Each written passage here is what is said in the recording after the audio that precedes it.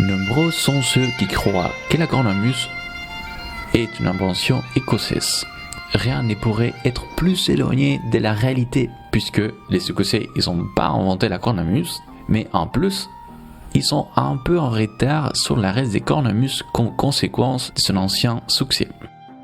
Mais Torea, d'autres cornemuses, il y a plus de cornemuses que ça. C'est vrai, à part de la cornemuse écossaise, il existe actuellement plus de 100 types 100 types de cornemuses différentes en Europe. Et ce ne sont pas des exceptions, ce sont des cornemuses qui sont utilisées, il y a pas mal de gens qui les utilisent.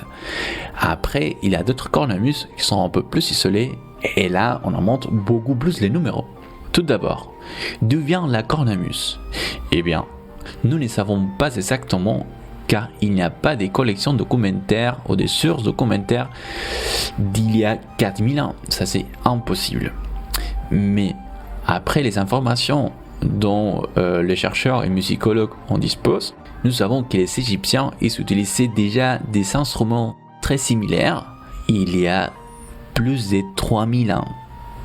Vous savez bien entendu. Aujourd'hui, grâce à ce type d'instruments primitifs, on a l'oboé, on a d'autres instruments, les bassons, on a les cornemuses modernes, bien sûr. D'autre côté, les Égyptiens, ils ont pris ces instruments des chants culturels avec des peuples de Mésopotamie.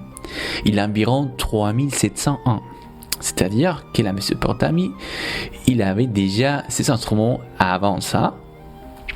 Et de la même façon, les peuples de la Mésopotamie, ils ont eu des échanges aussi avec des peuples indo-européens. Et de la même façon, ils ont influencé toute l'Europe.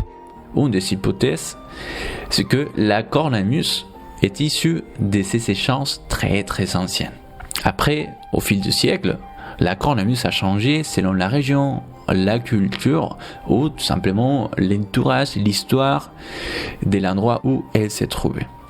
Parmi tous les types de cornemuses et classifications que l'on peut trouver, je vais ici vous en dire rapidement une. Parmi les parties d'une cornemuse se trouve c'est avec quoi on fait la mélodie. Elle porte nombreux noms selon la région, la culture, on a déjà dit ça. On peut le trouver comme chanteur, on peut le trouver comme flûte, on peut le trouver comme puntero, on peut le trouver comme zurle, on peut le trouver comme gaïtika. Il a plein de noms, comme il a plein de cornemuses. Du coup, pour être neutre et qu'on se comprenne, moi je vais appeler ça un élément mélodique. Eh bien, cet objet mélodique avec lequel on fait la mélodie peut être conique ou cylindrique.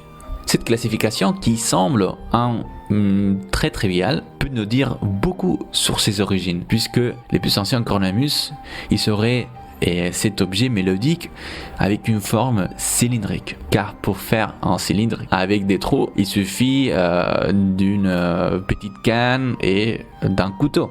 Après, pour faire une flûte ou un chanteur, un objet mélodique conique, on a déjà besoin des techniques plus spécifiques, des matériels sophistiqués.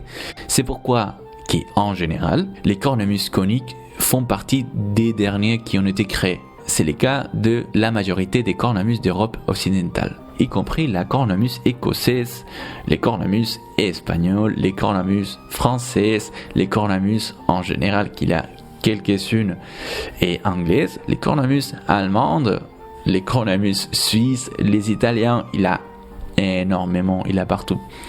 Cela implique une variété de techniques et un répertoire incroyablement vaste et profond. Un monde d'histoire et des mélodies archaïques et modernes où la culture et l'histoire d'un peuple se reflètent dans quelques notes des cornemuses.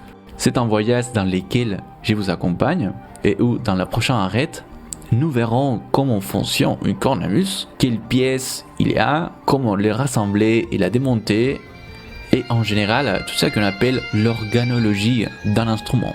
On se retrouve donc dans la prochaine leçon de cette cours d'initiation à la cornemuse.